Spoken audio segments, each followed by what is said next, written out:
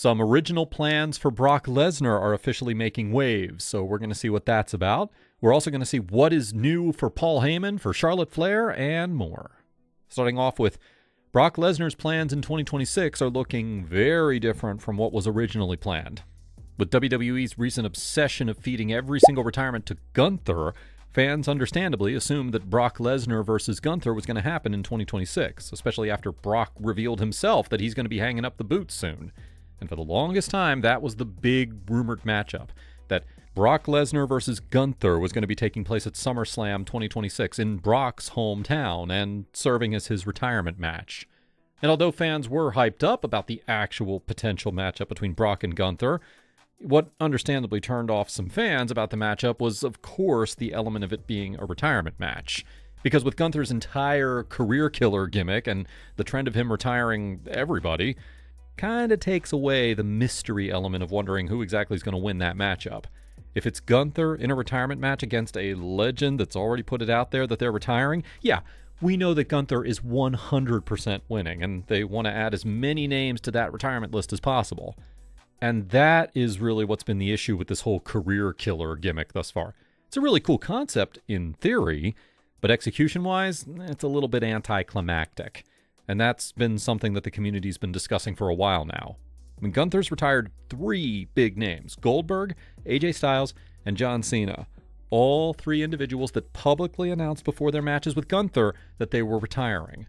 So they want to make it seem like Gunther eliminated their careers and cut them short. But in all 3 cases, everybody that he's beat in a retirement match already made it known that they were retiring. So it really takes something away from that outcome.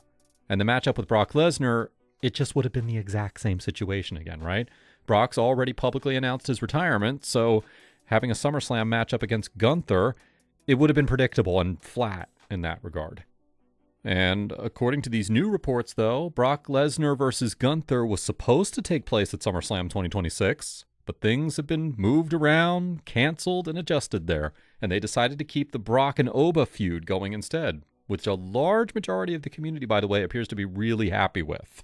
Obviously, if given the choice between a Brock and Oba Hell in a Cell match versus a plain old Gunther and Brock retirement match, yeah, most fans are going to go with the Hell in the Cell matchup. It's more exciting, it's more thrilling, and it's a lot more unpredictable than a Gunther retirement match where we know exactly what we're going to get there and where there's not really much intrigue as a result. So, fans seem mostly happy with the cancellation of the Brock and Gunther retirement match at SummerSlam. It's obviously going to be a huge deal if Oba is the one who ends up retiring Brock Lesnar for good. Oba's young, it's going to do wonders for him, and it's really going to kick off his career with a high note. Gunther retiring Brock Lesnar? That really doesn't do much of anything for Gunther. Gunther's already a multiple-time world champion. He's already retired 3 other legends within the last year alone. Gunther just simply doesn't need it.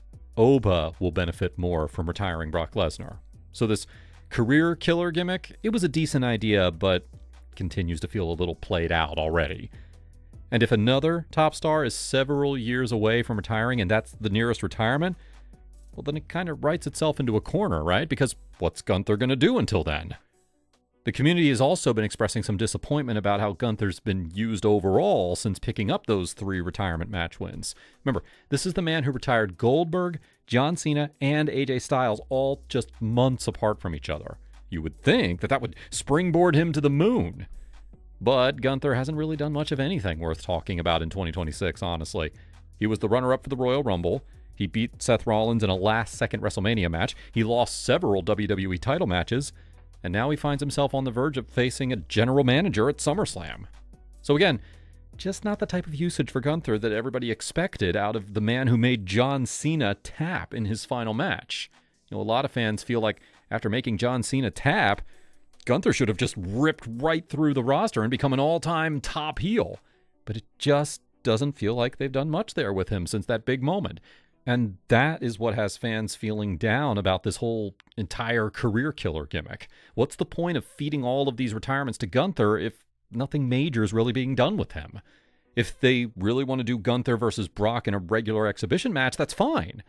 But everybody really seems to like the idea of Oba being the one to retire Brock for good. But, you know, we'll see how that one plays out. Now, Charlotte Flair has mostly done all there is to do inside of a WWE ring. You're talking about a former 14-time world champion right here. But there is something that she hasn't done yet inside of the WWE, and that is being involved in a romantic on-screen relationship and storyline. And we see a couple of them going on right now with Liv Morgan and Dominic Mysterio, as well as with Maxine Dupree and Austin Theory, individuals that actually aren't together in real life, but are involved in these strictly on-screen relationships. Now, Charlotte Flair revealed in a recent interview that she's never been in a romantic storyline, and she's never even worked directly with a male character on screen in WWE. So, she thinks it would be something new and fun for her to do this late into her career. And Charlotte may be up to something there, because this could be a fun new route for her. From 2025 to the current day, it has been a new story direction for her, with her being involved in a long-term tag team for the first time in her career. So that was a big first-time experience for her right there. That definitely was a success. You know, a lot of people thought that Charlotte could never turn babyface again, right? Well, the tag team with Alexa accomplished that, and it was a success.